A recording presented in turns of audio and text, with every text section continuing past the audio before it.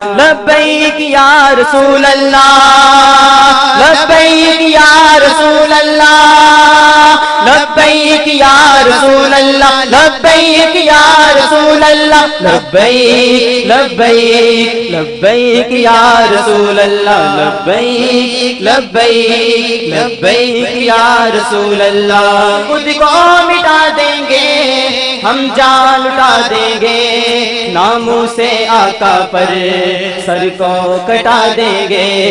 لبیک لبیک لبیک یا رسول اللہ، لبیک لبیک لبیک یا رسول اللہ۔ خود کو مٹا دیں گے ہم جان لٹا دیں گے، خود کو مٹا دیں گے ہم جان لٹا دیں گے، ناموں سے آقا پر سر کو کٹا دیں گے۔ لبیک لبیک لبیک یا رسول اللہ، لبیک لبیک لبیک یا رسول اللہ، لبیک لبیک لبیک یا رسول اللہ، لبیک لبیک لبیک یا رسول اللہ، لبیک لبیک لبیک یا رسول اللہ۔ وَرَفَعْنَا لَكَ ذِكْرَكَ، صدق اللہ مولانا العظیم وصدق رسولہ النبی الکریم الرؤوف الرحیم۔ اللہم نور قلوبنا بالقرآن وزین اخلاقنا بالقرآن وادخلنا الجنۃ بالقرآن ونجنا من النار بالقرآن۔ قال اللہ تعالی وتبارک فی شان حبیبہ مخبرا وآمرا ان اللہ وملائکتہ یصلون علی النبی یا ایھا الذین آمنوا صلوا علیہ وسلموا تسلیما۔ الصلاۃ والسلام علیک یا رسول اللہ وعلی آلک واصحابک یا محبوب رب العالمین۔ الصلاۃ والسلام علیک یا رسول اللہ وعلی آلک واصحابک یا راحۃ العاشقین۔ تمام حمد و ثنا، تعریف و توصیف اللہ جل مجدہ الکریم کی ذات پاک کے لیے، جو خالق کائنات بھی ہے اور مالک ششہات بھی۔ اللہ جل وعلا کی حمد و ثنا کے بعد حضور نبی اکرم شفیع امم رسول محتشم نبی مکرم، اللہ کے پیارے امت کے سہارے، رب کے محبوب دانائے غیوب مالک رقاب امم فخر عرب و عجم، والی کون و مکان سیاہ لا مکان سید انس و جاں، سرور لالا رخاں نیر تاباں سر نشین مہوشاں، ماہ خوباں شہنشاہ حسینہ تتمائے دوراں سر خیل زہرہ جمالاں، جلوائے صبح ازل نور ذات لم یزل، باعث تکوین عالم فخر آدم و بنی آدم، نیر بطحہ رازدار ما اوہا، شاہد ما طغا صاحب علم نشرہ، معصوم آمنہ احمد مجتبیٰ حضرت محمد مصطفیٰ صلی اللہ علیہ وآلہ وسلم کے حضور ناز میں اپنی عقیدتوں، ارادتوں اور محبتوں کا خراج پیش کرنے کے بعد مقتدر علماء کرام، مشائخ اعظام، معزز محترم سامعین، صدر محفل عالی مرتبت جناب پروفیسر نذیر احمد چیمہ صاحب، السلام علیکم ورحمۃ اللہ وبرکاتہ۔ اس عظیم الشان لبیک یا رسول اللہ کانفرنس میں آپ کو آنے پر خوش آمدید کہتا ہوں، اور آپ سب کا بالخصوص علماء کرام کا شکر گزار ہوں کہ جنہوں نے اپنی گوناگو مصروفیات سے وقت نکال کر ہمیں رونق بخشی، اور آج یہ عظیم الشان کانفرنس اپنے آقا و مولا حضور ختمی المرتبت صلی اللہ علیہ وآلہ وسلم کے ساتھ تجدید عہد غلامی کرنے کے لیے منعقد ہوئی۔ اللہ تعالیٰ سب کی کاوشیں اپنی بارگاہ میں قبول فرمائے۔ اس وقت پوری دنیا کے جو معروضی حالات ہیں وہ آپ سب لوگوں کے سامنے ہیں۔ کابل سے کندھار تک، قلعہ جنگی سے تشت لیلا تک، تورا بورا سے تکریت تک، موصل سے بغداد تک، جاوا کے ساحل سے رباط کے کوچہ و بازار تک، نیل سے کاشغر تک، القدس سے کشمیر تک، दरियाए आमों के उस पार से ढल झील के किनारों तक जिस समत भी नज़र उठाएं खून ही खून बिखरा हुआ नज़र आ रहा है। हमने लुटते हुए बगदाद की कहानियाँ भी पढ़ी, गरनाते को डूबता हुआ भी देखा, उंदलस की सरजमी में मुसलमानों के कत्लेआम के किस्से भी देखे। लेकिन इन 2-3 अशरों में जिस अंदाज से मुसलमानों के साथ जबर जुल्म की दास्तां रकम की जा रही है, ये एक अनोखा दिलगदास और रूहों को चीरता हुआ ऐसा माहौल है कि हर दिल दुख से भरा हुआ है। कायनात के एक गोशे में आग सुलग रही है। हमारे साथ क्या जुल्म नहीं हुआ और कौन सा दुख हमने नहीं सहा। हमारे सरों से बाल नोचे गए और उन जख्मों में तेजाब छिड़क कर हमें धूप में तड़पने के लिए छोड़ा गया। ये कल की कहानी है। हमारी शारगों को काटा गया और जब खून बह गया तो शारगों में पेट्रोल भरा गया। हमारे जिस्मों को आग दी गई और जब वो लाशें तड़पते थे, अमरीकी गुंडे कह लगाते थे। कंटेनरों के अंदर जो शबरगान की तरफ जा रहे थे, इतने लोग भर दिए गए कि जितनी उनमें गुंजाइश भी नहीं थी। और जब वो प्यास से तड़पने लगे तो एक दूसरे का पसीना चाटते थे। और वहां जाकर जब उन्हें खोला गया तो दुख भरी दास्तान सुनाने के लिए 2-3 के अलावा सब लोग अपने सरों पे शहादत का ताज रख चुके थे। ये कहानी भी पुरानी नहीं हुई कि जब बगदाद से शोले उठ रहे थे, जब मुसल की गलियों के अंदर इबलीस का रक्स था, जब इस कदर जनाजे पड़े हुए थे कि कोई दफन करने वाला भी नहीं था, और कब्रिस्तानों में जब कोई बाकी जगह ना बची तो लोगों ने अपने घरों के सहनों में कब्रें खोदी। मुझे उम्मे फातिमा की चीखें आज तक याद हैं, जिसका सारा घर उसके सामने लुट गया, जिसकी आबरू पे भी हमले हुए। फलस्तीन के अंदर अभी कल की कहानी है कि 100 बच्चों को टैंकों तले रौंद दिया गया। मैंने काबतुल्लाह की गरबी दीवार के साथ कुछ औरतों को लिपट के रोते हुए देखा। जब गौर किया तो वो फलस्तीन की खवातीन थी, अपने रब को अपने दुखों की कहानी सुनाने आई थी। हमारे साथ बड़ा कुछ हुआ, हमने बड़े दुख सहे, हमारे ऊपर बड़े कचोके लगे, हम जख्मों से चूर थे, हमारे कलेजे चीरे गए। गवांटा नामोबे के जेल खानों के अंदर 6x4 के पिंजरों में हमें सर्दियों में बरहना रखा गया। हमारे साथ जबर की दास्तानें रकम की गई।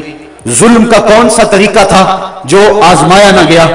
बदर की दास्तान और शाबे अबी तालिब की घाटियां, ताइफ के बाजार, मक्के की गलियां, और फिर वहां से ये काफिला सख्त जहां करबला के तपते हुए रेगजार में खड़ा हुआ नजर आता है। हमने गर्दनें कटाई।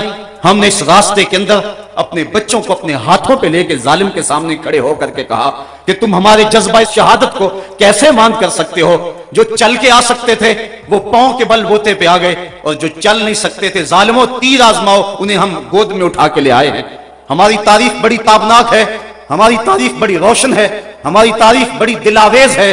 हम हंस के जान देना जानते हैं। 1857 की जंगे आजादी में जब अल्लामा कफायतुल्लाह काफी को फंदे पे चढ़ाया जाने लगा तो अंग्रेज ने कहा था, मैंने बड़ा जुनूनी मौलवी देखा है कि जो फंदे की तरफ बढ़ रहा था तो मैंने उसके चेहरे के ऊपर सुर्खियां देखी हैं, उसके चेहरे के ऊपर मैंने बांकपन देखा है, उसके चेहरे के ऊपर मैंने एक अजीब रोशनी देखी है। हम तो फांसी घाटों में भी उजाला करते हैं, हम तो हिटलर के देश के अंदर भी मुस्करा के जान वारते हैं। हमने तो ये अजीमतों की दास्तानें रकम की। जालिमों ने बड़े जुल्म किए, बड़े दुख किए। खिलाफत उस्मानिया को तोड़ने के लिए उनके कितने जासूस हरकत में आए, मुसलमानों में इफ्तराक के बीज बोए। क्या क्या दुख नहीं और क्या क्या जख्म नहीं जो हम चाट रहे हैं। लेकिन ये 2-3 साल तो एक एक लम्हा अजाब बना हुआ है, एक एक सांस अजियत बनी हुई है। मगरब ने यह समझा कि शायद इनका दमखम खत्म हो गया है। वो समझता है कि मुसलमान सियासी अदम इस्तेहकाम का शिकार है, उनके हुक्मरान इस्तेमार के आलाकार हैं, उनकी मईशत मफलूज और दफा कमजोर हो चुका है। ले दे के एक हुब्बे नबी का जज्बा ही रह गया है जो इनके सीनों में मौजूद है, और वो चाहता है किसी तरह उनके सीनों से ये जज्बा भी निकाल लिया जाए और फिर इन्हें मिटा दिया जाए या इन्हें अपना गुलाम बना लिया जाए। वो हमसे हुब्बे रसूल की तपश छीनना चाहता है और ہم سے وہ ہماری پہچان اور ہماری وہ عزت چھیننا چاہتا ہے۔ مغرب نے یہاں بھی ٹھوکر کھائی۔ اس نے حکمرانوں کے آئینے میں عوام کے چہرے کو دیکھا، اس نے سمجھا کہ ان میں زندگی کی رمق نہیں، اعصاب شل ہو گئے، دل بجھ گئے۔ لیکن مغرب کان کھول کے یہ بات سن لے کہ یہ لٹا ہوا کارواں، یہ خانمہ برباد لوگ، یہ کبھی یورپ میں انہیں لوٹا، کبھی انہیں امریکہ میں لوٹا، یہ لٹتے رہے، یہ کربلا میں بھی لٹے، یہ لوٹے جاتے رہے۔ ان کے لٹنے کی کہانی بڑی دردناک بھی ہے اور بڑی طویل بھی ہے، لیکن مغرب سن لے کہ جب یہ خود لٹنے پہ آ جائیں تو پھر اپنا سودا کوچہ محمد میں کرتے ہیں۔ جب وہ خود لٹنے پہ آ جائیں تو پھر سب کچھ رسول کریم کی ناموس کے لیے قربان کرنے کے بعد بھی یہ کہتے رہ جاتے ہیں، کروں تیرے نام پہ جاں فدا، نہ بس ایک جاں دو جہاں فدا، دو جہاں سے بھی نہیں جی بھرا، کروں کیا کروڑوں جہاں نہیں۔ مغرب تو براہ راست حملے کر رہا ہے، جس سے ہمارے جگر پاش پاش ہو گئے ہیں۔ ہمارا تو موقف یہ ہے کہ کوئی اشارے اور کنائے سے ہمارے آقا کریم پر حملہ کرے تو وہ بھی ناقابل معافی جرم قرار پاتا ہے۔ مسلمانوں کے نزدیک نالین نبی کی نوک شاہی سے زیادہ محترم ہے۔ وہ تو کہکشاں کو آپ کے قدموں کی دھول سمجھتے ہیں۔ ان کے نزدیک کلیوں کا چٹکنا تبسم رسول کا صدقہ ہے اور ان کے تلووں کا دھون آب حیات ہے۔ یہ دردمندان عشق کوچہ حبیب کے غلاموں کو بھی اپنا امام سمجھتے ہیں۔ خواجہ فرید نے کیا خوب کہا تھا، توڑے دھکڑے دھوڑے کھاندڑیاں، تیرے نام تو مفت بکاندڑیاں، تیرے باندیاں دی میں باندڑیاں، ہم درد کتیاں نال ادب۔ اور میرے امام نے کہا تھا، تجھ سے در اور در سے سگ اور سگ سے ہے مجھ کو نسبت، میری گردن میں بھی ہے دور کا پٹا تیرا۔ ہم تو حضور کے در اور حضور علیہ السلام کی غلامی کو اپنے لیے وجہ اعزاز اور وجہ تعظیم سمجھتے ہیں۔ یہ مغرب کی بھول ہے کہ ہمارے سینوں سے یہ تپش اور یہ حرارت چھین لے۔ یہ مر سکتے ہیں، یہ اپنا سب کچھ کٹا سکتے ہیں، لیکن ان کے لاش کے ایک ایک ٹکڑے سے محمد محمد کی صدائیں آئیں گی۔ صاحبو، بات لمبی ہو رہی ہے۔ واقعہ اس طرح ہوا کہ 30 ستمبر 1905 کو ڈنمارک کے ایک اخبار نے، جس کی پیشانی کے اوپر سٹار آف ڈیوڈ، یہ یہودیوں کا مذہبی علامتی نشان ہے، اس کی پیشانی پہ چھپا ہوا ہے، اس نے 12 خاکے شائع کیے، اور اس کے بعد ہالینڈ کے اخبارات نے اور دیگر 22 ممالک کے 75 اخبارات نے ان خاکوں کو دوبارہ جنوری 2006 میں شائع کیا۔ 200 سے زائد ٹی وی چینل نے اس کی تشہیر کی۔ ہالینڈ کے اخبارات نے لکھا کہ ہم ہر ہفتے ان خاکوں کو شائع کریں گے تاکہ مسلمان اس کے عادی ہو جائیں۔ اٹلی کے ایک بدبخت وزیر نے خاکوں والی ٹی شرٹ پہنی اور اپنی قوم سے کہا کہ اس کو رواج دیا جائے تاکہ مسلمانوں کے جذبات مجروح ہوں۔ یہ خاکے یہودی کارٹونسٹ ویسٹر گارڈ نے بنائے اور اس نے مختلف اخبارات کو دیے۔ 11 اسلامی ممالک کے سفیر ڈنمارک کے وزیر اعظم کے پاس احتجاج لے کر پہنچے، لیکن اس بدبخت نے ان کو ملنے سے انکار کر دیا۔ 27 مسلمان تنظیموں کے 17,000 افراد نے اپنے دستخطوں کے ساتھ ایک یادداشت مرتب کر کے ڈنمارک وزیر اعظم کو بھیجی۔ اس نے اس کو وصول کرنے سے بڑی ڈٹائی کے ساتھ انکار کیا۔ ٹونی بلیئر اور بش نے ڈنمارک کے وزیر اعظم کو فون کر کے کہا کہ جھکنا نہیں، ہم تمہارے ساتھ ہیں۔ تو اس پر 14 فروری کو ڈیلی ٹائمز نامی ایک اخبار کو انٹرویو دیتے ہوئے ڈینش وزیر اعظم نے کہا، عالم اسلام اس بات کو سن لے اور میں ان کو یہ باور کرانا چاہتا ہوں کہ ہم تنہا نہیں ہیں، ہماری پشت پہ دنیا کا ہاتھ ہے اور ساری دنیا مسلم امہ کے خلاف جمع ہے۔ یہ ہماری غیرت کو جھنجھوڑ دینے کے لیے اس کا ایک جملہ کافی تھا، اور چاہیے تھا کہ خادم حرمین کھڑا ہو کے حضور کے روضے کے سامنے اعلان کرتا کہ اگر تم سارا کفر جمع ہو گئے ہو تو ہم محمد عربی کی غلامی میں سارے مسلمان جمع ہیں۔ لیکن کوئی ایسا اعلان، کوئی ایسا احتجاج مقابلے میں نہ آیا، جس کے نتیجے کے اندر ان کی بے باکی بڑھتی گئی، یہاں تک کہ یورپ کے اندر ایک شراب خانے کو کعبۃ اللہ کی طرز پہ تعمیر کیا گیا، اور جنرل ہوڈ نے گوانٹا ناموبے کے جیل خانوں میں مسلمان قیدیوں کے ٹائلٹ کے اندر قرآن مجید کے ورقے رکھے اور انہیں ذہنی اذیت و شاق پہنچایا۔ مسلمانوں کا شدید احتجاج جو انڈونیشیا، مصر اور پاکستان میں بالخصوص ہوا، اس کی دھمک پورے عالم پہ محسوس ہوئی تو انہوں نے وقتی طور پہ سلسلے کو روک دیا۔ مغربی مصنوعات کا بائیکاٹ جو مسلم امہ نے اس وقت کیا تھا، اس سے بہت سارا ان کو نقصان پہنچا، تو وہ یہ زبان زیادہ قبول کرتے ہیں، تو انہوں نے وقتی طور پہ سلسلے کو روک دیا۔ لیکن 2 سال گزرنے کے بعد 2008 میں دوبارہ انہوں نے یہ خاکے شائع کیے اور مسلمانوں کے جذبات پر آریاں چلائی گئیں۔ بلیوں اور کتوں کے حقوق پر تنظیمیں بنانے والے یہ منافق اور عیار، پتہ نہیں ان کو 1 ارب 40 کروڑ انسانوں کے دلوں کو زخمی کر کے کیا ملتا ہے۔ حالانکہ مغرب کے اندر بھی توہین رسول کی سزا قتل رہی ہے، حضرت عیسیٰ علیہ السلام کے توہین کی سزا قتل رہی ہے، بعد میں ان کو عمر قید کی سزا کے اندر تبدیل کیا گیا۔ جرمنی کے اندر ان کی شرارتوں کی وجہ سے جب ان پہ حملے کیے گئے تو 6 لاکھ یہودی اس وقت جرمنی میں موجود تھے، تو 4 لاکھ دنمارک اور دیگر ممالک کی طرف ہجرت کر گئے، اور باقی 2 لاکھ یہودیوں میں سے کچھ کو پکڑ لیا گیا اور ان کو قتل کیا گیا۔ لیکن یہودی یہ تعداد 60 لاکھ بتاتے ہیں، اور وہ کہتے ہیں کہ 60 لاکھ یہودیوں کو تہہ تہہ کیا گیا اور انہیں کو جلایا گیا۔ اب اگر کوئی شخص یہ کہے کہ ان کی تعداد 60 لاکھ نہیں تھی بلکہ 2 لاکھ لوگ تھے، ان میں سے کچھ لوگ قتل ہوئے، تو اس پر یورپ میں 20 سال سزا رکھی گئی ہے کہ اس نے اس تعداد کو کم کیوں کیا ہے، اس تعداد کو کم بتا کر یہودیوں کو دکھ پہنچایا ہے۔ تو اگر کوئی سچ کہہ دے تو ان کو دکھ پہنچتا ہے، اور اس پر بھی 20 سال سزا مقرر ہے۔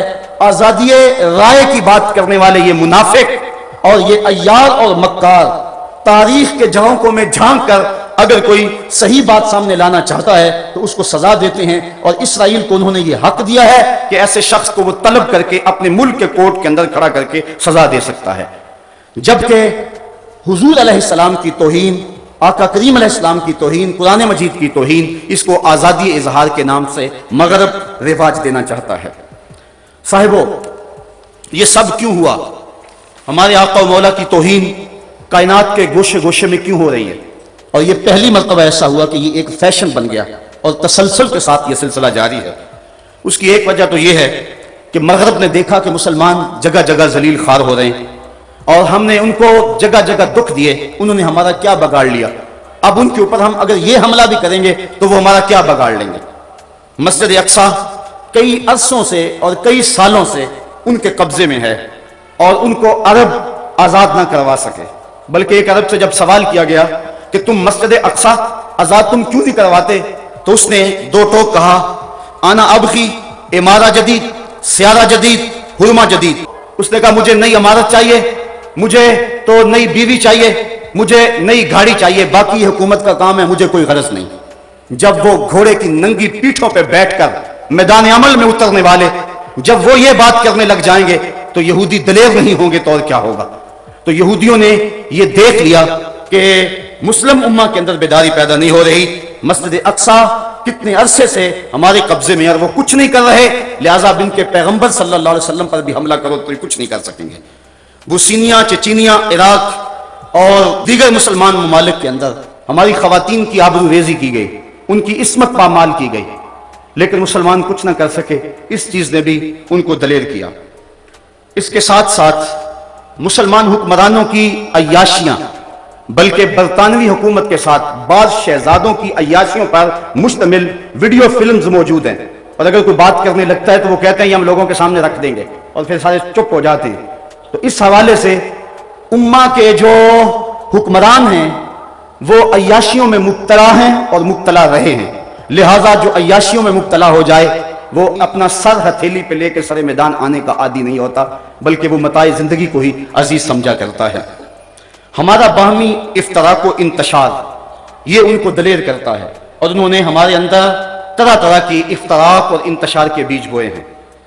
لارنس آف عربیہ، اس نے جب سلطنت عثمانیہ کو توڑا اور وطنیت کے نام سے انہوں نے قوموں کو تقسیم کیا، لیکن تھوڑی دیر کے بعد یہ آپس میں قریب ہو گئے، تو اس نے ایک بات کہی تھی، اس نے کہا تھا کہ اگر میں ان کے اندر ایسے اختلاف پیدا کرتا جس سے یہ فرقہ بندی کا شکار ہو جاتے تو یہ ایسے اختلاف تھے کہ صدیوں یہ اختلاف ان کے ختم نہ ہوتے. میں نے وہ جو صلاحیت وہاں ضائع کی، کاش کہ میں فرقہ واریت ان کے اندر داخل کر کے ان کو باہم آپس میں تقسیم کر دیتا، پھر کبھی بھی نہ جڑ سکتے. اس وقت بر صغیر دیکھ لیں، پوری دنیا دیکھ لیں، پھر انہوں نے اس منصوبے پہ عمل کیا.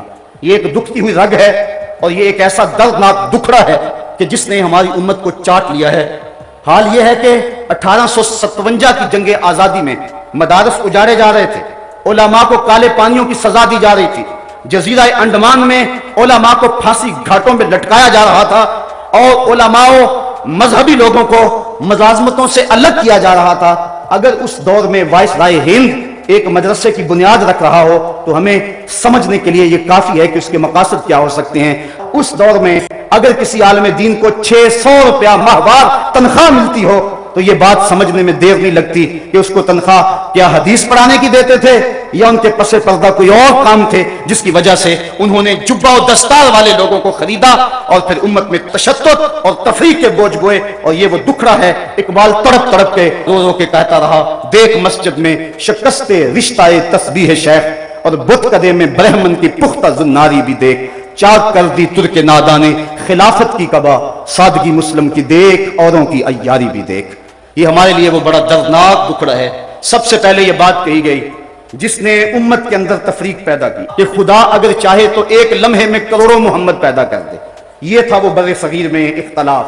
اور میں کہتا ہوں آج اگر کوئی ڈنمارک کے خلاف بات کرتا ہے تو میں گزارش کروں گا کہ وہ امت کے اندر جو اختلاف کی بنیاد ہے اس کو مٹانے کی کوشش کرے. اور جو کتابیں لکھی ہیں وہ لکھنے والے کو پیغمبر نہیں، عام مولوی ہیں، وہ جرأت کا مظاہرہ کرے اور بیچ چوراہے کے رکھ کے ان کتابوں کو آگ لگا دے اور بریت کا اظہار کرے کہ ان لوگوں سے ہمارا کوئی تعلق نہیں ہے. اگر کوئی حضور کی مثلیت کا قائل کل تھا ہم اس کی بھی نفی کرتے ہیں، اگر کوئی آج آ کے تراشتا ہے تو اس کی بھی نفی کرتے ہیں. اگر حضور کے ناموس سے لوگ مخلص ہیں تو ان کو یہ اعلان کرنا ہوگا کہ ہمارے بزرگوں نے جو کہا ہم ان کی نہیں مانتے، ہم مثلیت کے قائل نہیں ہیں. ہمارا آج عقیدہ یہ ہے کہ پوری کائنات کے اندر دوسرا محمد ممکن ہی نہیں ہے. خاکہ تو بڑی دور کی بات ہے، حضور کا تو سایہ بھی نہیں تھا. حضرت مجدد الفسانی علیہ الرحمہ نے بڑے واضح اور دو ٹوک انداز کے اندر اپنے اس موقف کو بیان کیا. آپ فرماتے مثل او در عالم امکان متصور نیز، حضور کی مثل ممکن ہی نہیں ہے. خدا نے وہ سچائی پن چھڑیا جدے وچ محمد نو ٹالیا سی. خدا نے حسینہ جمیلہ دا منہ موڑ دیتا، محمد بنا کے قلم توڑ دیتا. ایسا حسین پہ کر تراشا لا یجلس ذباب علی جسدہ، جسم پہ کبھی مکھی نہیں بیٹھتی تھی. ثانی دور کی بات سایہ بھی نہیں تھا. اذا تکلم رؤیا کالنور یخرج من بین ثنایاہ، جب بات کرتے تھے منہ سے نور کی کرنیں چھن چھن کے نکلتی تھی. اذا ضاحک یتلالع فی الجدر، جب مسکراتے تھے سامنے والی دیواروں پہ عکس پڑتا تھا. اذا سر استنار وجہہ، اور جب مسکراتے تھے چہرے کی لکیروں سے نور نکلتا تھا. رخ کے آئینے میں مصور سجا ہوا، چہرے کی ہر لکیر پہ قرآن لکھا ہوا. آنکھیں کیا کہوں کہ باب حرم کھلا ہوا. تو ایسا حسین پہ کر تراشا، ایسا حسین نبی کہ کائنات کے اندر حضور کی مثل ممکن نہیں. علامہ فضل حق خیر آبادی نے امتناع النظیر کے نام سے اس دور میں ایک کتاب لکھی اور اس کے اندر اس بات کو ثابت کیا کہ کائنات کے اندر حضور کی نظیر مثل ممکن نہیں ہے. اور میرے امام نے اس پر مہر تصدیق لگاتے ہوئے کہا لم یاتی نظیروں کا فی نظر مثل تو نہ شد پیدا جانا. کہا تمہاری نظیر تو کائنات میں ممکن ہی نہیں. میرے جانا، میرے دلبر محبوب، کائنات کے اندر تو آپ کا مثل ہو ہی نہیں سکتا ہے، ممکن ہی نہیں ہے. قدرت کے قلم میں کوئی دوسرا محمد تراشا ہی نہیں ہے.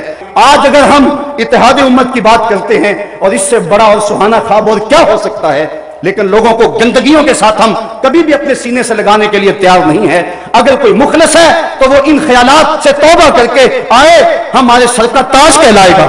لیکن اگر وہ سب کچھ سینے میں ہو اور زبان سے جو مرضی کہتا رہے، ہم اس کا کوئی اعتبار نہیں کرتے ہیں. مغرب کے لیے دلیری کی ایک اور وجہ یہ بھی تھی، دن رات اسلام کے خلاف مغرب کا میڈیا زہر اگل رہا ہے. اس وقت 73% ذرائع ابلاغ کے اوپر، میڈیا کے اوپر یہودیوں کا قبضہ ہے. 73%. باقی جو 27% ہے اس میں عیسائی بھی آتے ہیں، بدھ بھی آتے ہیں، ہندو بھی آتے ہیں اور مسلمان بھی آتے ہیں. یہودی دن رات اسلام کے خلاف پراپیگنڈا کر رہے ہیں. ڈاکٹر شروش کی کتاب پچھلے دنوں چھپی، انہوں نے کروڑوں ڈالر اس پہ لگائے. کیا کچھ نہیں ہو رہا ہے. लेकिन इसके बावजूद, ये आपके लिए खुशखबरी की बात है, ये मायूसियों के दौर में, ये परेशानियों के दौर में, जबकि कलेजे फट रहे हैं, जबकि रूहें तड़प रही हैं, जबकि दिल उदास हैं, जबकि पैगंबर इस्लाम की तौहीन हमारे लिए एक एक लम्हे में जहर घोल दिया हुआ है, इस दौर में ये बात आपके लिए खुशाइंद है कि इस वक्त एक मुहतात अंदाजे के मुताबिक यूरोप और अमेरिका के अंदर एक महीने में 18,000 लोग इस्लाम कबूल कर रहे हैं। मगरब के चर्च उजड़ गए, उनके पास कुछ नहीं रहा, उनके पल्ले कुछ नहीं रहा। अमेरिका भाग रहा है, ये कल का अखबार आपने देखा होगा, कल के अखबार में था 108 अमेरिकी फौजियों ने खुदकुशी कर ली है। यहां अफगानिस्तान के अंदर, इराक के अंदर अमेरिका सख्त परेशान है। उसने चाहा था कि यह तड़ने वाला है, मैं एक दिन के अंदर 24 घंटों के अंदर इसके ऊपर कब्जा जमा लूंगा, लेकिन यह अटक गया है इसके गले के अंदर, ना अंदर जा रहा ना बाहर आ रहा, मसला बना हुआ है। 18,000 लोग एक महीने में तसलसल के साथ इस्लाम कबूल कर रहे हैं। और यह बात भी सामने रखें कि हमारी मेहनत का नतीजा नहीं है, हम तो आपस में लड़ रहे हैं, हम तो उलझनों का शिकार हैं, हम तो जो है वो कितने कितने छोटे इख्तलाफात को कितना बढ़ाए हुए हैं। ये जो कुछ हो रहा है ये इस्लाम की फितरी और तभी सदाकत का नतीजा है। औलिया की किताबें वहां पहुंची, इमाम गजाली को लोगों ने पढ़ा है, हजरत दाता गंज बख्श अली अजगरी को लोगों ने पढ़ा है, मेरे शेख मुजद्दद के मकतूबात वहां पहुंचे हैं, शेख अबू तालिब मक्की की किताबें वहां पहुंची हैं, और उन लोगों ने कुरान मजीद को डायरेक्ट देखा है, और 18,000 लोग एक महीने में ईमान कबूल कर रहे हैं। अगर आप और मैं लोग अपनी जिंदगी की राहें ठीक कर लें, अपने ज़ाहिर और बातिन को ठीक कर लें, तो ये 18,000 18 लाख तक पहुंच सकते हैं। मुझे बर्तानिया से आने वाले एक शख्स ने पिछले दिन बताया कि बर्तानिया के अंदर टीनेजर्स लड़के इबाओं में मलबूस हैं, उनकी सुच्ची दाढ़ियां हैं और सरों पे इमामे रखे हुए हैं। वो क्या कहा था इकबाल ने कि मुसलमान को मुसलमान कर दिया तूफान मगरब ने। रद्द अमल के तौर पर ये नताइज पैदा हुए, और आज यूरोप में तेजी के साथ इस्लाम फैल रहा है, और मगरब परेशान है इस हवाले से कि अगर मुसलमान दूसरी कुव्वत तो बन गया दुनिया पे, और अगर इस तरह बढ़ते रहे तो दुनिया पर काबिज ना हो जाएं और ताकतवर ना हो जाएं। इसलिए उन्होंने हमारे मरकज़ मोहब्बत को छेड़ा और ये बड़ा नाजुक हमला हमारे ऊपर किया। इस वक्त हमारे दानश्वर इस हवाले से सख्त परेशान हैं। अगर इस बात को छोड़ दिया जाए और इसको मामूल की एक कार्रवाई समझ लिया जाए तो फिर हमारे पल्ले कुछ नहीं बचता। और अगर बार बार वो ये काम करते हैं तो जाहिर है एहतजाज का वो जोर हर बार नहीं भी रहता। और डैनिश वजीर आजम ने यह बात कही भी अपने बयान में कि 2006 में जो एहतजाज हुआ था 2008 में वो एहतजाज देखने में नहीं आया। ऐसी कॉन्फ्रेंसें करने के लिए वसाइल दरकार होते हैं और उसके लिए वक्त दरकार होता है, तो रोज रोज इज्तिमाआत भी नहीं होते। लोग सड़कों पे आए, रोटी और आटे का बहरान हमारे मुल्क में अफरीद की तरह जो है वो तारी है, और ये एक ऐसा शीशनाक है जो फनका रहा है। लोग अपने मसाइल में उलझा दिए गए। अगर उम्मत बाकी मामलात की तरह नामूस रिसालत पर हमले को बर्दाश्त करने की पोजीशन में आ जाती है तो ये बात सुन ले कि उम्मत के पास फिर कुछ भी नहीं बचता है, उम्मत के पल्ले फिर कुछ भी नहीं रहता। हमें घर बेच कर भी, हमें अपनी मताए जां हथेलियों पर सजा कर भी फसीले दार पे चढ़ाना करना होगा, और हर सूरत में इस नगमे को बुलंद से बुलंदतर करते रहना होगा, और कोई लम्हा ऐसा ना हो कि लब्बैक या रसूलुल्लाह की सदा कम होने पे आए। ये लब्बैक या रसूलुल्लाह का नगमा बढ़ता ही चला जाए, और हमने अपने आका और मौला से ये अहद गुलामी करना है। लब्बैक या रसूलुल्लाह क्या है? हुजूर के साथ अहद गुलामी है। ग़ज़वा हुनैन के मौके पे जब आका करीम अपने असहाब के हमरा हुनैन की तरफ बढ़ रहे थे, रास्ते में एक दरे पर काफिरों ने अपने तीर अंदाज पहाड़ों के दामन में छुपा रखे थे। मुसलमान तो लड़ाई के लिए जा रहे थे, लेकिन अचानक जब हमला हो गया तो इस गैर मुतवक्के हमले की वजह से मुसलमान परेशान हो गए और एक मरतबा लश्कर के अंदर भगदड़ मच गई। तो रावी बयान करता है कि जब सब लोग भाग रहे थे, हुजूर अलैहिस्सलाम ने ये जुमला कहते हुए अनन नबी ला काज़िब आना इब्नु अब्दुल मुत्तलिब कहा, ये कोई झूठ नहीं, मैं अल्लाह का नबी हूं, मैं अब्दुल मुत्तलिब का बेटा हूं। ये कह के हुजूर अलैहिस्सलाम ने अपनी घोड़े को एड़ लगाई और हुजूर अलैहिस्सलाम आगे बढ़े, और हुजूर ने दाएं मुड़ के देखा और फरमाया या माशर अंसार, ए ग्रोह अंसार। तो सब अंसार ने मिल के जवाब दिया लब्बैक या रसूल अल्लाह, अबशिर नहनु माआका, हुजूर हम हाजिर हैं, आपको बशारत हो, आप खुश हो जाएं, हम आपके साथ हैं। फिर हुजूर ने बाईं सम देखा और फिर कहा या माशर अंसार। तो सहाबा ने फिर कहा लब्बैका लब्बैका नहनु माआका या रसूल अल्लाह, हुजूर हम हाजिर हैं, हम हाजिर हैं, हम आपके साथ हैं। اور جلدی جلدی اپنے اونٹ موڑنے لگے۔ روایات میں پڑھا ہے کہ جب صحابہ اونٹ موڑتے تھے، اگر کسی کا اونٹ سرکشی کرتا اور واپس نہیں مڑ رہا تھا، اس نے اس کو بھی بوجھ سمجھا اور اونٹ سے چھلانگ لگائی اور دوڑتا ہوا حضور کے پاس آ گیا اور کہتا تھا لبیکا نحن معک یا رسول اللہ صلی اللہ علیہ وسلم، حضور ہم حاضر ہیں، ہم آپ کے ساتھ ہیں۔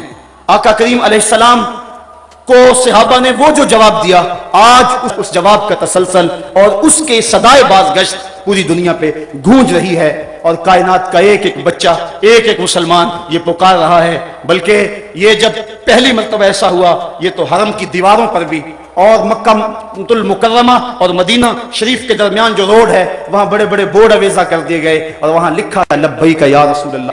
آج ہم نے عہد غلامی کرنا ہے اپنے آقا سے، اور ہم نے اپنی محبت کا اظہار کرنا ہے۔ بات جہاں تک حضور کی عظمت کی ہے، اللہ تعالیٰ نے قرآن میں فرمایا وَرَفَعْنَا لَكَ ذِكْرَكَ، محبوب تیرا ذکر ہم نے بلند کیا ہے۔ یہ ڈنمارک کے لوگ جو مرضی کرتے رہے، حضور کی عظمتوں کو نہیں ہٹا سکتے۔ چاند طرف منہ کر کے تھوکنے سے اس کی نوری کرنوں کو میلا تو نہیں کیا جا سکتا۔ وہ ہیرا کا چاند، وہ عرب کی روشنی، وہ آمنہ کا راج دلارا، جس کے سر پہ وَرَفَعْنَا لَكَ ذِكْرَكَ کا تاج میرے رب نے رکھا ہے، اس کی عظمتوں کو کون گھٹا سکتا ہے؟ یہ ہمارا امتحان ہے، یہ ہماری آزمائش ہے کہ ہم اس سلسلے کے اندر کیا کرتے ہیں اور اس سلسلے کے اندر اپنا کردار کیا پیش کرتے ہیں۔ میرے آقا کریم نے جب بھی اپنے گستاخ کے لیے کسی شخص کو پکارا، ہمیں تاریخ بتاتی ہے کہ اس نے لبیک کہتے ہوئے عرض کی حضور میں ایک لمحے کی تاخیر کے بغیر حاضر ہوں۔ ہمیں تاریخ بتاتی ہے کہ ایک بدبخت خالد الحزلی مکے میں بیٹھ کر حضور کی توہین کرتا تھا۔ ایک دن حضور نے ابن انیس سے کہا، ابن انیس میری بات سنو، تو انہوں نے جواباً کہا روحی لے روح کا فداؤن مرنی بما تشاء، حضور میری روح آپ کی روح پہ قربان ہو، آپ حکم تو کریں میں پورا کروں گا۔ تو آقا کریم نے فرمایا کہ میرا حکم یہ ہے کہ خالد حزلی کا مجھے سر لا کے دو۔ تو پھر انہوں نے یہ نہیں کہا کہ میں اکیلا ہوں، میں تنہا ہوں، وہیں سے اٹھے اور مکے کا سفر شروع کیا، اور 18 دن کے بعد واپس بھی آ گئے اور اس کا سر حضور کے قدموں میں ڈال دیا۔ تو جب آقا کریم علیہ السلام نے اس کو دیکھا تو آقا کریم نے اسے مبارک دی اور اپنا عصا عطا فرمایا اور فرمایا کہ یہ تیرے اور میرے درمیان حشر کے دن نشانی ہوگی۔ اور پھر حضرت ابن انیس رضی اللہ تعالی عنہ جب فوت ہونے لگے، آپ نے اپنے اہل خانہ کو وصیت کی جب میں مروں تو یہ میرا عصا جو ہے جو حضور نے مجھے عطا کیا میرے کفن میں لپیٹ دینا، تاکہ کل قیامت کے دن میں عصا لے کر حضور کے سامنے جاؤں۔ اور آقا نے کہا تھا کہ یہ میرے اور تیرے درمیان حشر کے دن نشانی ہوگی۔ میں جب یہ لفظ پڑھے تو میری روح کانپنے لگی، میرا دل پھٹنے لگا اور عجیب کیفیت میرے اوپر طاری ہو گئی۔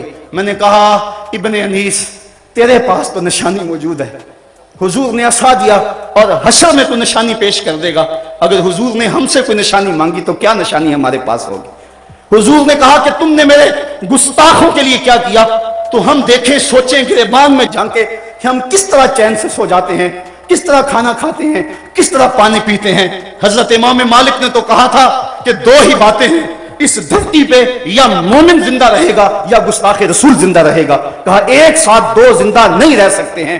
حضرت معاذ بن جبل نے گھوڑے سے اترنے سے انکار کر دیا جب یمن میں گئے، کہا مجھے پتا چلا تمہاری دھرتی میں ایک گستاخ رسول بستا ہے، جب تک وہ گستاخ یہاں موجود ہے میں اس دھرتی پہ قدم نہیں رکھ سکتا، اتنی دیر تک اتروں گا نہیں جب تک اس کا سر میرے سامنے نہیں ہوگا۔ تو یہ تھی ہمارے بزرگوں کی کہانیاں۔ تو میں کہہ رہا تھا، سوچ رہا تھا کہ ابن انیس تیرے پاس تو نشانی ہے، کاش ہمیں بھی نشانی مل جائے۔ کامل چیمہ شہید نے بھی ایک نشانی حاصل کر لی، غازی علم الدین شہید نے بھی ایک نشانی حاصل کر لی، غازی عبد القیوم نے بھی ایک نشانی حاصل کر لی۔ یہ ہیں وہ نشانیاں جو کل حضور کی خدمت میں لے کر حاضر ہوں گے۔ حضرت غازی علم الدین اپنی گردن کی ٹوٹی ہوئی ہڈی لے کر شامل ہوں گے، اور غازی عامر چیمہ شہید اپنے بدن کے اوپر ہٹلر کے بیٹوں کے لگائے ہوئے زخم لے کر حضور کے سامنے پیش ہوں گے۔ ان کے پاس تو نشانیاں موجود ہیں۔ پھر میں نے سوچا چلو لبیک یا رسول اللہ کانفرنس میں زور لگا کے لبیک یا رسول اللہ کہہ کے عہد تو کریں کہ اور ہمارے مقدر پھر ہماری یہ قسمت کہ ہمیں بھی کوئی نشانی مل جائے اور ہم بھی اس پہ ساری زندگی ناز کریں اور اپنے بچوں کو نصیحت کریں کہ اس کو ہمارے کفن میں لپیٹ دینا۔ آج اس نشانی کی طلب کے لیے، اس کی آرزو کے لیے، اپنے آقا سے عہد غلامی کرنے کے لیے اور اپنی جان، اپنا مال، اپنی صلاحیتیں، اپنا وقت اپنی نسلیں حضور پر قربان کر دینے کے لیے اس عزم کے ساتھ لبیک یا رسول اللہ کا نعرہ بلند کریں. یہ ایک رسم نہ ٹھہرے بلکہ یہ تمہارے دل کے دھڑکن کی صدا ہو اور دل تمہارے آنسو اس کے صدا کے اندر جذب ہوں اور محبتوں کے ساتھ اپنے آقا سے عرض کریں لبیک یا رسول اللہ، لبیک یا رسول اللہ، لبیک یا رسول اللہ. یہ کیسے دن آئے، فلک بھی دشمن، زمین بھی مخالف، اوپر سے بھی بارود، نیچے سے زلزلے، جائیں تو کہاں جائیں، نہ پائے ماندن نہ جائے رفتن. لگتا ہے رحمت خداوندی بھی ہم سے روٹ گئی. گناہگاروں کے کریم آقا، غریب پرور آقا، بندہ نواز آقا، ہم سے بھول ہوئی، ہم اقرار کرتے ہیں ہم سے بھول ہوئی، ہمیں معاف کر دیں. حضور معافی، حضور معافی، حضور معافی، حضور معافی. ماضی کی خطاؤں سے درگزر فرمائیں. آئندہ عہد کرتے ہیں ایک ایک سانس آپ کے نام کیا. جئیں گے تو آپ کے لیے، مریں گے تو آپ کے لیے، آخری سانس تک آپ کے وفادار رہیں گے. لبیک یا رسول اللہ، لبیک یا رسول اللہ، لبیک یا حبیب اللہ، لبیک یا رسول اللہ. یہ صدائے دل نواز میرے ساتھ لگا کے گنبد خضرا کے مکین کو گواہ بنائیں اور عرض کریں آقا ہم جو کچھ ہیں ماضی سے درگزر فرما دیں. آج ہم عہد کرتے ہیں کہ ایک ایک سانس آپ کے نام وقف کر دیں گے.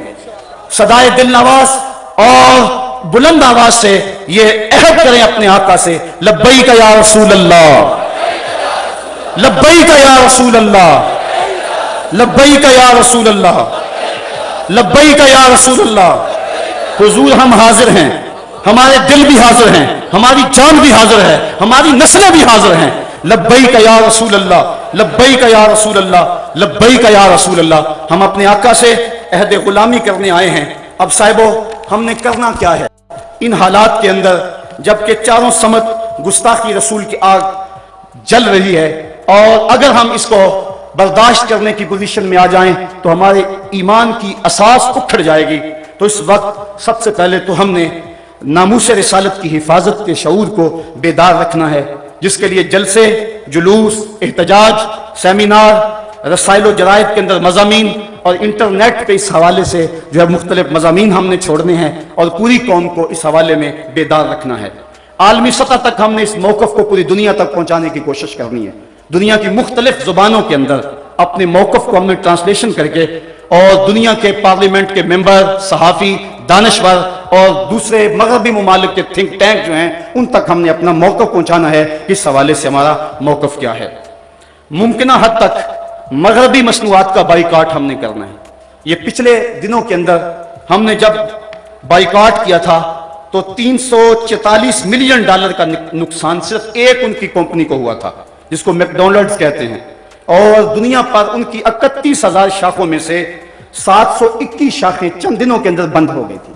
اس وقت دنیا پر ہزاروں ملٹی نیشنل کمپنیوں نے جال بچھایا ہوا ہے، جن میں قابل ذکر 500 کمپنیاں ہیں، اور ان کے اندر 414 کمپنیاں جو ہیں وہ یورپ، امریکہ اور جاپان کی ہیں، اور ان میں سے زیادہ تر لوگ یہودی ہیں، اور یہ 30 سے لے کر 60% تک اپنی رقم اور اپنی آمدنی کا جو حصہ ہے وہ اسرائیل کی حفاظت کے لیے ادا کرتے ہیں.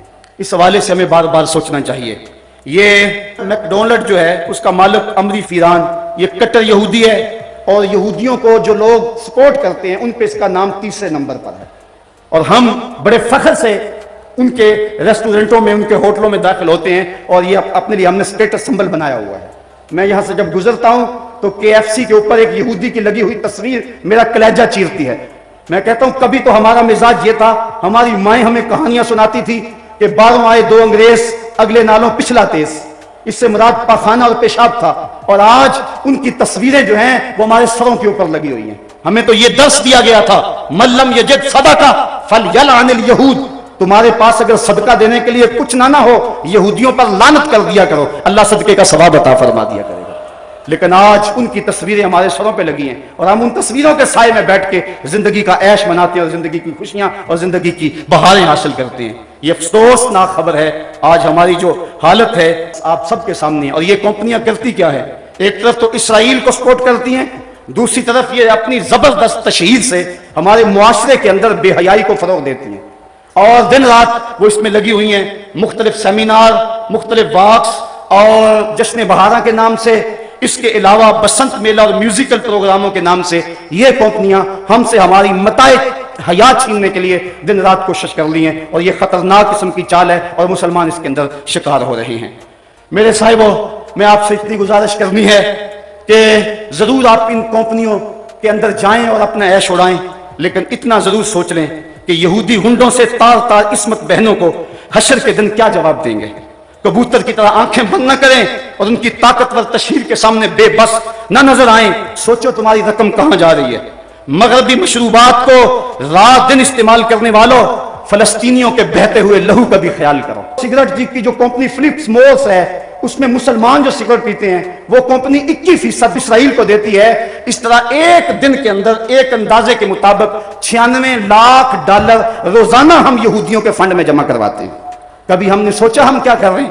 کبھی ہم نے خیال کیا ہم کیا کر رہے ہیں؟ میکڈونلڈز میں قدم رکھتے ہوئے مسلمانوں کی نوچی جانے والی بوٹیوں کو کبھی بھول نہ جانا۔ ہم عجیب لوگ ہیں، لا مکہ لا محمد کا مونوگرام رکھنے والے مشروبات کے بغیر ہماری انجوائمنٹ ہی ادھوری رہتی ہے۔ پے ایچ پینی ٹو سیف اسرائیل کا مخفف رکھنے والے مشروب کے بعد دل مانگے اور پر مجبور ہے۔ سوچیں ہم کیا کر رہے ہیں؟ کیا لکس، رکسونا اور لائف بوائے سے غسل نہ کریں تو صاف نہیں ہوں گے؟ سن سلک ہیڈ اینڈ شولڈر سے بال نہ دھوئیں تو کیا گنجے ہو جائیں گے؟ لپٹن اور بروک بانڈ کی چائے نہ پئیں تو زندہ نہ رہیں گے؟ فیئر اینڈ لولی اور پونڈز کریم استعمال نہ کریں تو کیا چہرے بگڑ جائیں گے؟ وڈ لینڈ اور ایکشن کے جوتے نہ پہنیں تو کیا چل نہ سکیں گے؟ بس تھوڑا سا سوچنے کی ضرورت ہے۔ لمبی سے لمبی مسافت کا آغاز ایک قدم پہ ہوتا ہے۔ ہم سمجھتے ہیں کہ ہمارے کرنے سے کیا ہوگا، لیکن ہم نے پچھلے سے پچھلے سال تھوڑی سی حرکت کی تو اس قدر ان کو ہوش آ گئے، اور پھر اس پر تلا یہ کہ وہ ان مصنوعات کے اندر جو لپسٹکیں ہیں اور مختلف مشروبات کے اندر خنزیر کی چربی ڈال رہے ہیں۔ اور ہم اگر کسی کو یہ بتاتے ہیں کہ فلاں شہر میں فلاں شے پڑتی ہے، وہ کہتے ہیں جناب وہ ویسے بتا رہے ہیں، ویسے کسی نے پراپیگنڈا کیا ہے، ایسے کب ہو سکتا ہے؟ ایسا تو ممکن نہیں ہے۔ اگر کوئی پراپیگنڈا کر لے کہ یہ چوزوں کو بلڈ فلو ہے تو آپ لوگ ساری پولٹری کی صنعت کو تباہ کر دیتے، اور کوئی بندہ مرغی کھانے کو تیار نہیں ہوتا۔ ہماری جان نہ چلی جائے، ہمیں اپنی جان کی بڑی فکر تو ہے لیکن ایمان کی کوئی فکر نہیں ہے۔ اس وقت اب ہم بتائیں کہ میاں فلاں چیز میں فلاں شے پڑتی ہے، فلاں میں سور کے میدے کی چربی آتی ہے، فلاں چیز میں یہ ڈالا جاتا ہے، وہ کہتے ہیں یہ فرضی باتیں کر رہے ہیں۔ صاحبو، ہم غور کریں، بار بار غور کریں، اور اس حوالے کے ساتھ ہمیں محنت کرنی چاہیے۔ ایک تو ہمارا کام یہ کہ مغرب کی مصنوعات کا ممکنہ حد تک ہم بائیکاٹ کریں، وہ چیزیں جن کا متبادل یہاں موجود ہے وہی استعمال کریں۔ دوسری بات ہمارے کرنے کی یہ ہے کہ مغرب کے علاوہ دیگر جو ممالک ہیں، چائنا ہے جو ہمارے ساتھ دوستی کا دم بھرتا ہے، لیکن اب وہ بھی یہودیوں کی جو ہے وہ اس چال کا شکار ہو گیا۔ یہ پاکستان کے اندر چائنا سے بن کر مختلف پارچہ جات آئے ہیں، انڈر ویئر کے اندر لا الہ الا اللہ محمد رسول اللہ لکھا ہوا۔ اسی طرح مختلف جو پارچہ جات ہیں، پینٹیں ہیں، ان کے پائچوں اور ان کے نیفوں کے ساتھ لگے ہوئے جو ٹیگ ہیں ان کے اوپر جو ہے وہ کلمہ طیبہ لکھا ہوا ہے۔ میاں تم تو ہمارے دوست تھے، تم بھی ہمارے کلیجے چھلنی کر رہے ہو، کس یہودی کا تم شکار ہو گئے؟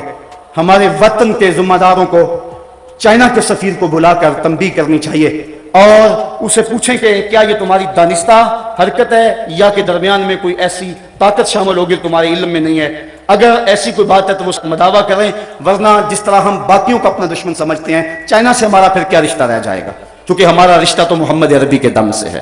ہم تو دیکھنے اور سوچنے کے عادی ہی اسی انداز سے ہیں، ہم تو اسی آنکھ سے دیکھتے ہیں۔ اس کے علاوہ کوئی جتنا گہرا سے گہرا دوست کیوں نہ ہو، میرے اعلیٰ حضرت نے فرمایا اسے اپنے سے ایسے نکال دو جس طرح مکھن سے بال نکال دیا جاتا ہے، تو ہمارا ان سے بھی پھر کوئی تعلق رشتہ نہیں ہوگا۔ اسی طرح چائنا اور دیگر جتنے بھی ممالک ہیں ان کو بھی اپنا موقع پہنچایا جائے اور مغرب کی اس عیاری کو لوگوں کے سامنے رکھا جائے۔ مختلف ممالک کے اندر اپنی یادداشتیں بھیجتے رہنا چاہیے اور اس سلسلے کو کبھی بھی کم نہ ہونے دیا جائے۔ اقوام متحدہ اگرچہ غیر مؤثر ادارہ ہو گیا ہے تو ان کو بھی ہم ضرور جھنجھوڑتے رہیں۔ ہمارے جو اپنے حکمران ہیں یہ ایک الگ دکھڑا ہے، گلا وفائے جفا نما جو حرم کو اہل حرم سے ہے، کسی بت قدے میں بیان کروں تو صنم بھی کہہ دیں ہری ہری۔ یہ ہمارے 56-57 اسلامی ملکوں کے حکمران ہیں، پتہ نہیں ان کی غیرت کہاں سو گئے، پتہ نہیں ان کو کیسے چین کی نیند آ جاتی ہے۔ سب سے زیادہ یہ وہ لوگ ہیں کہ جن لوگوں سے قیامت کے دن باز پرس کی جائے گی، کیونکہ میں کہتا ہوں دو طبقے ہیں، ایک وہ طبقہ جو بیچارہ بے بس ہے، کر کچھ نہیں سکتا، تڑپ رہا ہے لیکن بے بس ہے، اور دوسرا جو کر سکتا ہے وہ بے حس ہے۔ اس وقت بے بسی اور بے حسی کے درمیان جو ہے وہ مغرب دلیر سے دلیر تر ہوتا چلا جا رہا ہے۔ یہ حکمران سمجھ لیں کہ یہ 4 دن کی حکمرانی ہے، پھر اندھیری رات طاری ہونے والی ہے۔ اگر انہوں نے ناموس رسالت کے لیے کچھ کیا، تاریخ میں ان کا نام رہے گا، جس طرح سلطان نور الدین زنگی، جس طرح سلطان صلاح الدین ایوبی کا نام باقی ہے، ورنہ مٹ جائیں گے۔ ان کے اوپر جو لتر برسیں گے ان کی بھی بولیاں لگیں گی، ان کی بھی قیمت لگے گی، اگر انہوں نے حضور علیہ السلام کی ناموس کے حوالے سے کوئی کام نہ دکھایا۔ جہاں تک حضور کی ناموس کا حوالہ ہے تو وہ اللہ کام لینا جانتا ہے، ابابیلوں سے وہ ہاتھی مروانا جانتا ہے، وہ ہمارا محتاج نہیں ہے۔ ابن حجر نے لکھا ہے اس بات کو کہ جب منگولوں نے پوری مسلم دنیا پہ قبضہ کر لیا، اور وہ دن بڑے دردناک دن تھے، جب بغداد میں خون بہ رہا تھا، جب غرناطہ لٹ رہا تھا، جب جامعہ نظامیہ کی لائبریری دجلہ کی موجوں کی زد پہ تھی، جب تہ خانوں میں پانی چھوڑ دیا گیا اور ہم نے 1.25 لاکھ لاشیں وہاں بھی اٹھائیں، وہ دن بڑے دردناک دن تھے تاریخ کے۔ ایک منگول سردار عیسائی ہو گیا اور اس نے ایک بہت بڑا اجتماع کیا۔ ابن حجر لکھتے ہیں کہ اس عیسائی بدبخت نے دریدہ دہنی کرتے ہوئے لوگوں کے اندر ہمارے پیغمبر صلی اللہ علیہ وسلم کی توہین کی۔ تو اس بڑے اجتماع کے اندر ایک بھی مسلمان نہیں تھا۔ تو جب اس نے حضور کے خلاف بھونکا تو پاس ہی بندھا ہوا ایک کتا جوش میں آ گیا اور وہ زور زور سے بھونکنے لگا۔ سب نے اسے کہا کہ تم مسلمانوں کے نبی کے خلاف بولا ہے، اس لیے یہ کتا بھونک رہا ہے۔ تو اس نے کہا کہ نہیں یہ ویسے بڑا غیرت مند ہے، میں نے ہاتھ سے اشارہ کیا تو یہ سمجھا کہ مجھے مارنے لگا، اس وجہ سے غیرت میں آیا۔ تو اس نے دوبارہ پھر حضور علیہ السلام کو سب و شتم کرنا شروع کیا، میرے آقا کو گالیاں دینے لگے۔ کتنا مجمع تھا لیکن کوئی بھی حضور کا غلام نہیں تھا۔ تو تاریخ نے بتایا ہے کہ پھر وہ کتا ایک دم رسا توڑ کے جھپٹ کے شیر کی طرح اس کے اوپر حملہ آور ہو گیا، اور اس نے اپنے دانت اس کی گردن میں گاڑ دیے اور چھوڑا، تب جب اس کو جہنم میں پہنچا دیا۔ ابن حجر لکھتے ہیں کہ اس واقعہ کو دیکھ کر اس منگول سردار سمیت اس مجمع سے 40,000 لوگ اسلام قبول کر گئے۔ اللہ تو اپنے نبی کے دین کی اور اپنے نبی کی ناموس کی حفاظت یوں بھی کرنا جانتا ہے۔ کاش ہم اس کتے کا دانت ہی بن جاتے، اس کے پنجے کا ناخن ہی بن جاتے، جو گستاخ رسول کو چیر کے رکھ دیتا ہے۔ تو وہ اپنے نبی کی ناموس کی حفاظت جانتا ہے۔ ابو لہب اگر بولے تو تبت یدا ابی لہب کا تازیانہ برستا ہے، وہ اپنے محبوب کی حفاظت کرنا جانتا ہے۔ لیکن یہ سعادت ہے جس کو نصیب ہو جائے، تو کاش کہ ہمارے حکمران اس حوالے سے جو ہے وہ کچھ کام کرتے۔ لیکن بدبخت یہ ہے کہ OIC بھی ایک مردہ گھوڑا بن گئی۔ اس وقت پوری دنیا پہ سکوت مرگ طاری ہے۔ مجھے غالب کہاں یاد آ گیا، کہتا ہے ہوا مخالف ہو شب تارو بہر طوفان خیز گسستہ لنگر کشتی و ناخدا خفتست۔ ہوا مخالف ہے، رات تاریک ہے، سمندر میں طوفان بپا ہے، کشتی کا لنگر بھی ہاتھ سے چھوٹ چکا ہے، لیکن افسوس تو یہ ہے کہ کشتی بان بھی سو چکا ہے۔ اب میری کشتی کو خدا ہی بچائے تو بچے۔ ظلمتیں ہیں یاس کی، شام ہے طوفانوں کی۔ حکمرانوں کو اپنی حکومتیں بچانے کا چکر اور غرض ہے، انہیں نہیں پتا کہ کیا ہو رہا ہے، اور اس وقت امت مسلمہ کس حالت کے اندر ظلم و جبر کی چکی کے اندر کرا رہی ہے۔ تو ہمارے حکمران ان کو ہم جھنجھوڑتے رہیں۔ یہ ریلیاں، یہ جلوس، یہ جلسے، بعض لوگ یہ بھی کہتے ہیں کہ یہ کوئی فائدہ نہیں اس کا، شاید وہ درد مندی سے کہتے ہوں، لیکن اگر یہ بھی نہ ہو تو حکمرانوں تک پیغام کیسے پہنچے؟ یہ فکر اور یہ جذبہ اور یہ سوچ یہ کس طرح بیدار رہے؟ لوگ کہتے ہیں ریلیوں نے کیا کیا، میں کہتا ہوں کہ علم الدین کس نے پیدا کیا؟ یہ ان جلوسوں کا کمال تھا کہ اس نے اپنے بھائی سے پوچھا کہ بھائی یہ باہر لوگ جلوس نکالے ہوئے ہیں، یہ کس لیے نکال رہے ہیں؟ تو اس نے کہا تھا کہ حضور کی توہین کی گئی، اس لیے یہ مسلمانوں کے غیظ و غضب کا اظہار ہے۔ تو اس نے کہا کہ اگر کوئی ظالم کو قتل کرے جس نے آقا کی توہین ہی کی تو کیا ملے گا اس کو؟ تو اس کے بڑے بھائی نے مسکرا کے کہا اسے تختہ دار ملے گا۔ تو پھر اس نے کہا اچھا اگر یہ بات ہے تو پھر 100 بار سے اس کو قبول کرنے کے لیے تیار ہوں۔ ان جلوسوں نے، ان ریلیوں نے، ان جلسوں نے غازی عامر چیمہ شہید پیدا کیا، جس نے ہٹلر کے دیش کے اندر ظالم کے گریبان میں ہاتھ ڈالا اور عظیمت کی وہ داستان رقم کی کہ 15ویں صدی جس پہ ناز کر رہی ہے۔ آج عامر چیمہ کی قبر کو بھی لوگ سلام کر رہے ہیں۔ میں نے ایک سید زادے کو عامر شہید کی پائنٹی پہ کھڑے ہو کر روتے ہوئے دیکھا، اور وہ یہ کہتا تھا ربا میں یہ نہیں کہندا کہ مینوں عامر چیمہ بنا دے، میں تو یہ کہنا دے قدماں دی خاک ہی بنا دے۔ حضرت غازی علم الدین کا جب جنازہ اٹھا امیر ملت علیہ رحمہ فرماتے ہیں میں نے بڑے بڑے پہلوانوں کی باتیں سنی، بڑے بڑے بادشاہوں کا تذکرہ پڑھا، لیکن میرے دل میں کبھی یہ امنگ نہ جاگی، کبھی یہ آرزو نہ ہوئی کہ فلاں بادشاہ میں ہوتا، فلاں حکمراں میں ہوتا۔ لیکن جب غازی علم الدین کا جنازہ اٹھ رہا تھا، یہ جذبہ دل میں انگڑائیاں لے رہا تھا، کاش آج علم الدین میں ہوتا۔ تو یہ سلسلہ بھی جاری رکھنا چاہیے۔ جدید علوم و فنون میں دسترس حاصل کر کے ترقی کی راہوں کو کھولنا، یہ اس وقت مسلم امت کے لیے بہت ضروری ہے تاکہ ہم دنیا کی دوڑ میں شامل ہو سکے۔ لیکن ہم کیسی عجیب قوم ہے کہ جو ہمیں اعزاز دیتا ہے اسے حوالہ زندہ کرتے ہیں۔ ہماری قوم کو آبرو دی اور ہم بھارت کی آنکھوں میں آنکھیں ڈال کر بات کرنے کے قابل ہوئے، لیکن ہم نے اسی ڈاکٹر عبدالقدیر خان کو جو ہے وہ پابند سلاسل کر دیا۔ آج وہ زندہ کے پیچھے سسک سسک کے زندگی گزار رہا ہے۔ بھارت کا سائنسدان تو صدارت کی کرسی پہ براجمان ہو، اور جس نے اس قوم کو آبرو بخشی آج وہ حوالہ زندہ ہوں۔ کاش ہمارے حکمران ان کی سوچیں بدلیں اور ان کو غیرت کے ناخن نصیب ہوں۔ کہتے ہیں اس دور کا جو ہے وہ ایٹم بم وہ معیشت ہے، جو معاشی طور پہ قوم پس گئی اس کے پلے کچھ نہیں رہے گا، لہٰذا ہمیں اس کے لیے کوشش کرنی چاہیے۔ لیکن قوم اس کو اس سے غرض نہیں ہے، وہ پیسے جوڑنے کے چکر میں ہے۔ کاش کہ ہم ملک کے بارے میں پہلے سوچیں۔ ہم نے وہ پچھلے دنوں کے اندر یہ پراپرٹی کا کام چلا، لوگوں نے فیکٹریوں سے پیسے نکال کر وہاں لگا دیے اور ملک کی انڈسٹری مفلوج ہو کے رہ گئی۔ کاش کہ ہم منصوبہ بندی کرتے ہوئے کچھ سوچیں، بلکہ کیسے کیسے ہاتھ ہیں۔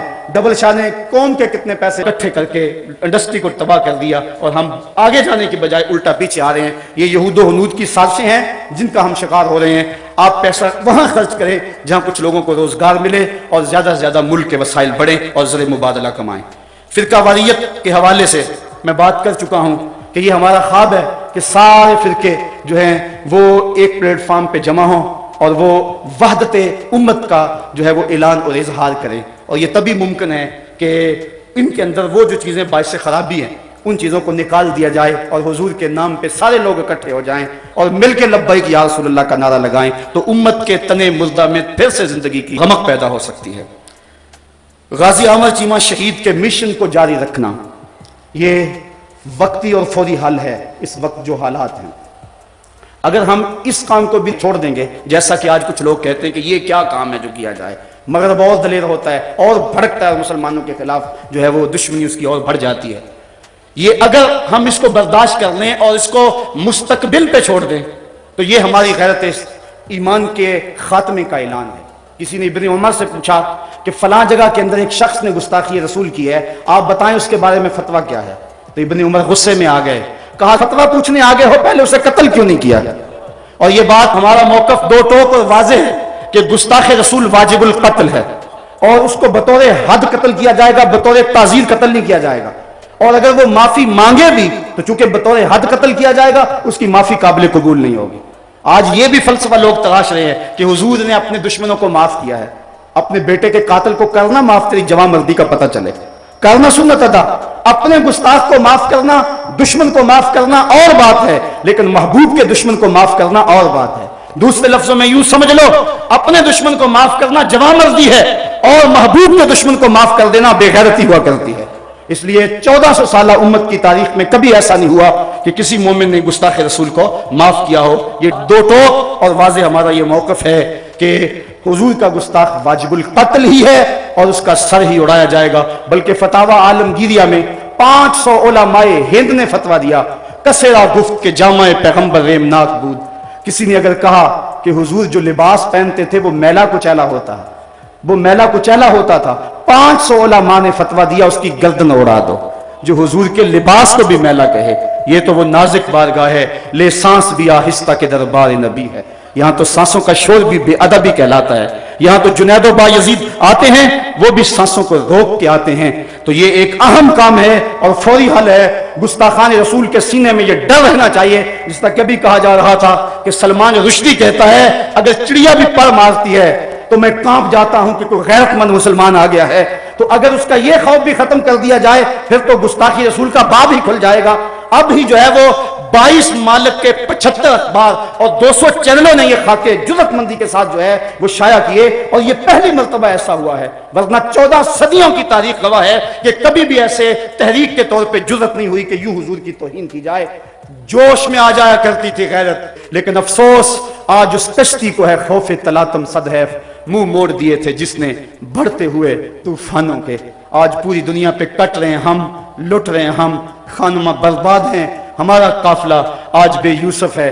साहिबो जिंदगी कट रही है, आओ मैं और आप अपने आका से अहद करें। मेरे दामन में सिसकियों के सिवा कुछ नहीं है, मैं तो रोता हूं। आज तो लोग मेरे रोने का मजाक भी उड़ाते हैं, लेकिन क्या करूं जब मेरा सीना जख्मी हो, जब मेरा दिल फट रहा हो, जब उम्मत मुस्लिमा जख्मों में मुब्तला हो, जब काबल से कंधार तक, जब किला जंगी से दश्त लैला तक, जब तोरा बोरा से तकरीर तक, जब मूसल से बगदाद तक मैं जिधर नजर उठाऊं मुझे लाशें ही लाशें पड़े हुए नजर आए, तो मैं फिर क्या करूं?